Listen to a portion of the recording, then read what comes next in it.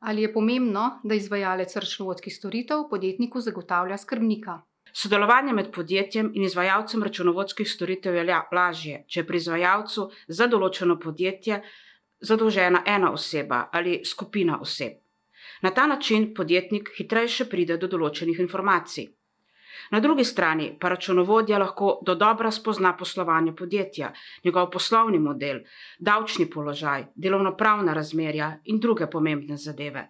Predvsem pri družinskih podjetjih se dostikrat zgodi tudi, da se med računovodjem in podjetnikom stkajo tudi prijateljske vezi. Toda enako kot pri podjetjih, ko novo zaposleni prinesejo v podjetje nova znanja, nove poglede in nove ideje, je tudi pri izvajalcu računovodskih storitev. Nov skrbnik lahko prinese nov pogled na podjetje in izboljša sodelovanje. Odgovor je torej da. Dobro je, da je pri izvajalcu računovodskih storitev za podjetje zadolžena ena oseba, skrbnik poslovanja. Dobro pa je tudi, da se ta oseba občasno zamenja. Ali pa da izvajalec računovodskih storitev na drugačen način poskrbi, da ne pride do rutinskega obravnavanja podjetja.